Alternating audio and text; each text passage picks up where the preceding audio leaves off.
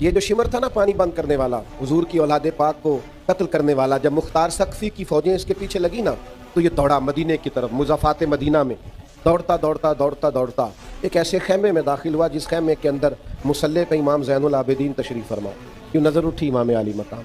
दुख भी नहीं बंदे को भूलते, दुश्मन भी बंदे को नहीं भूलते, जिसने तकलीफ़ दी हो वो भी अक्सर याद आता है। तो इमाम ने यूँ नज़र उठाई, देखा चूँकि वो दौड़ा आया था और गर्मी का मौसम था तो सांस फूला हुआ था, तो इमाम फरमाने लगे पानी पिलाऊं? पानी पिलाऊं किसको? जिसने पानी बंद किया। शिमर समझा कि इन्होंने पहचाना नहीं।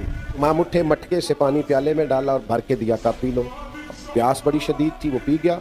इमाम ने एक प्याला और भर के दिया, तीसरा प्याला और दिया, जी भर के पानी पी लिया, थोड़ा सस्ता लिया, सांस बहाल हो गई। इमाम मुसल्ले पे चले गए। उसे भी महसूस हुआ कि जो फौज मेरे पीछे लगी थी वो दाएं बाएं हो गई। वो बाहर निकला, बाहर जाके ना तो वो शर्म से पानी पानी हो गया, लौट कर फिर अंदर आया।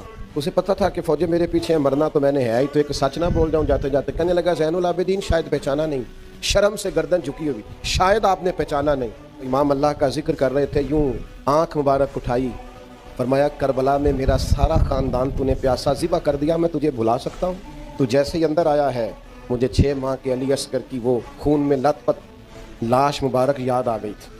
तू जैसे ही अंदर आया मुझे चचा अब्बास के कटे हुए बाजू और उनकी दर्द याद आई थी। और तू जैसे ही अंदर आया है मुझे अपने बाप का नेज़े पे चढ़ा हुआ सर याद आया था।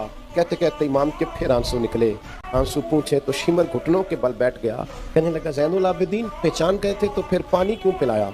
तो इमाम ने यूं करके आंसू पूछे। कहने लगे मजबूर बड़ा हूँ ना, अली का पोता हूँ मैं, अली का पोता हूँ, सैयदा का पोता हूँ मैं, हुसैन का बेटा हूँ। मेरे घर का रिवाज ही कुछ इस तरह का है। मैं अपनी खानदानी वजाहत से मजबूर हूँ। तुम्हारा काम पानी बंद करना है। हमें सिखाया गया है दुश्मन भी आए तो प्याले भर भर के पिलाना है। हमारा स्टेटस नहीं कि दुश्मन की तरह उसकी सतह पे आकर उससे मुकाबला करें।